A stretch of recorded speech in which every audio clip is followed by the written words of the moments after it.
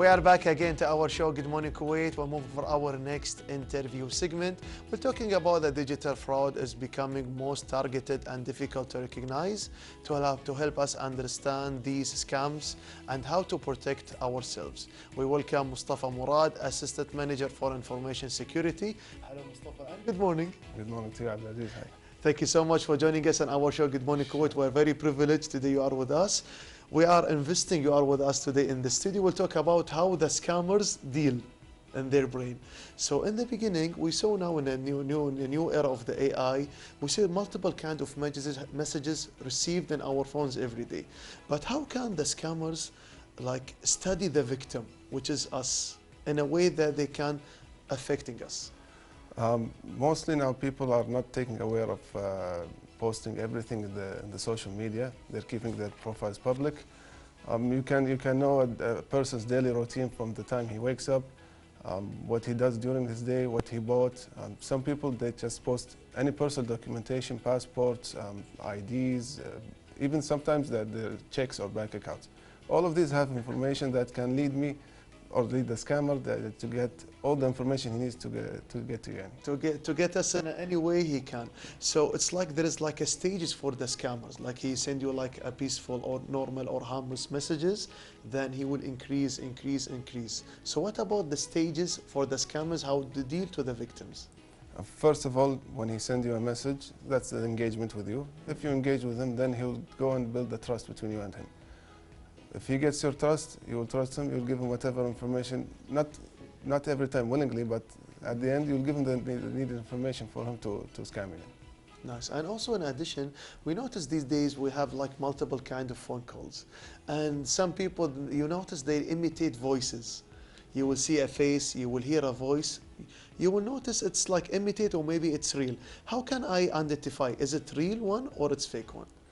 With the development of AI, they're imitating everything. If you receive a phone call, if you receive a video of someone that asking for help, asking for amount of money, don't get into the urgency. You can just close the conversation, call him on a regular phone call, just to clarify, is that you? Do you really need that help? Are you asking for that amount?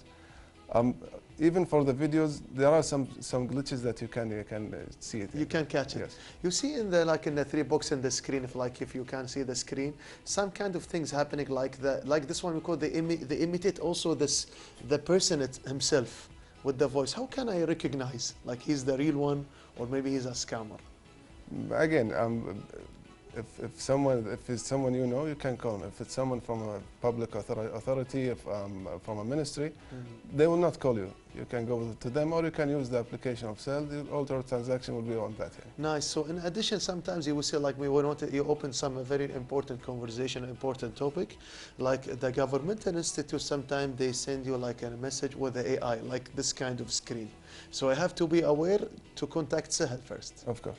And also in addition, we notice in this era, like some people, for sure you will have like a message about the traffic fines or like a message like be aware.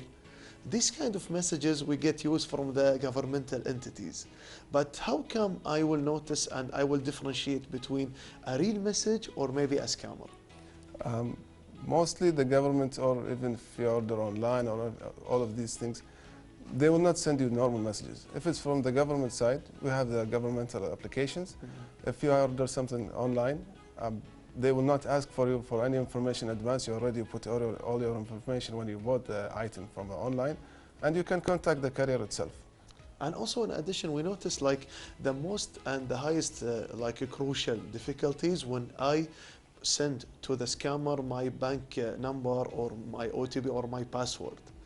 When I reach this level, it will be like the highest crucial. So it's like demanding for my financial.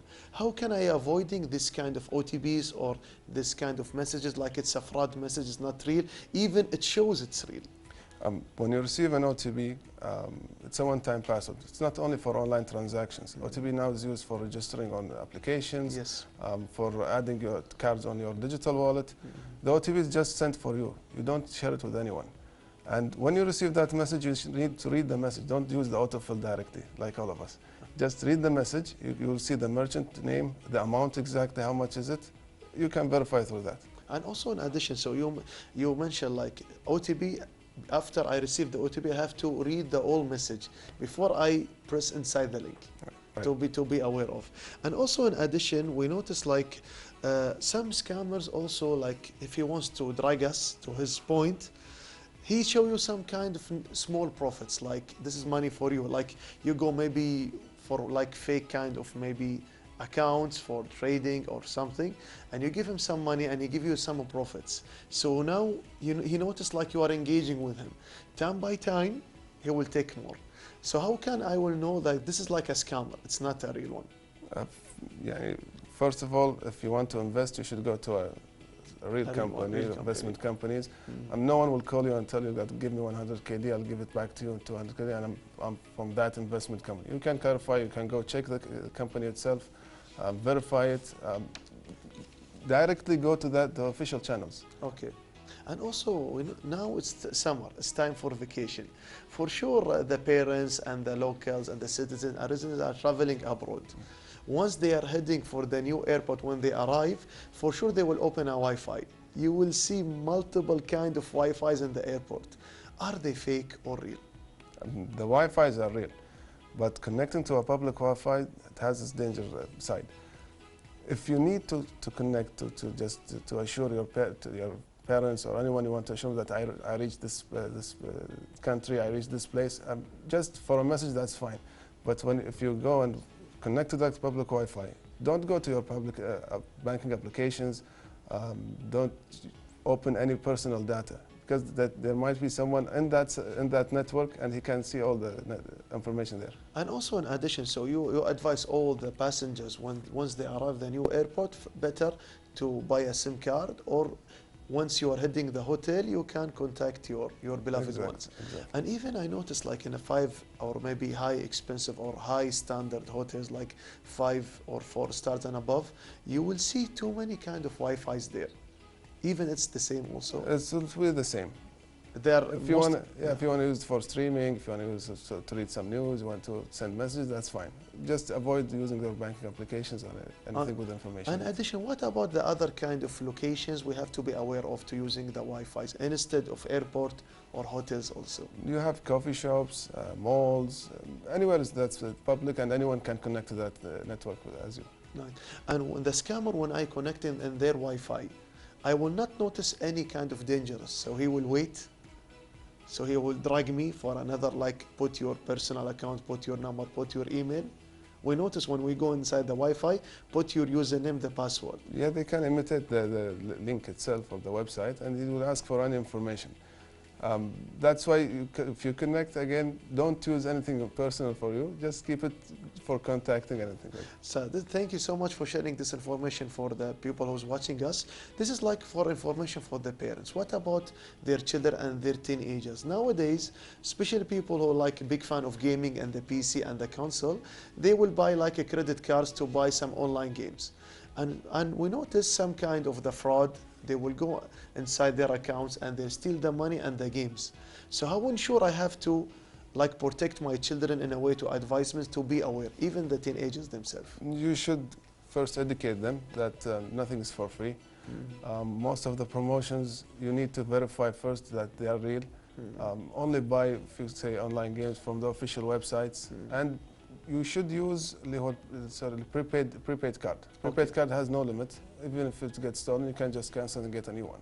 Yes. And you can just top up the amount you need for that, let's say, particular game, and that's it. And also we see in the top box some kind of the scammers, even about the surveillance camera also, it will have scammers on it? Of course, because many people, when they put the surveillance camera, they don't change the admin and the password, the username and the password for the admin account. So anyone can note it. Yeah. They can know it, they can log in, they can take the videos.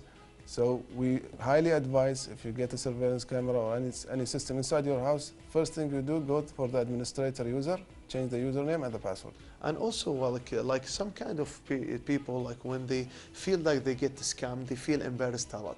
Right. To confess and to confess to any kind of person. So a person like him or her, when he gets scammed and he notices like something problem happens to their account, what is the first step they have to do immediately? For the embarrassment, just leave it aside. You need to take action first. If you still have access to your banking mobile application, go and stop the card that got scanned and directly call the bank itself. Tell them every detail that happened to you, the amount, the time, the website, if it's through a website. They will do the needful, they will investigate, and they will try to do their best. Amazing. Thank you so much, Mustafa Murad. We can say all the times, good times run very fast. We didn't fill the time. Thank you so much for joining us today, Mustafa. Thank you. Sure. You're most welcome. So special thanks and appreciation to our distinguished guest, Mustafa Murad. He's the Assistant Manager for the Information Security. Now we'll go for this break. We'll see a lot about the flash, about the Ministry of Electricity and Water Renewable Energy, and do the enormous effort, especially in the summer season. So let's watch this break together. Stay tuned.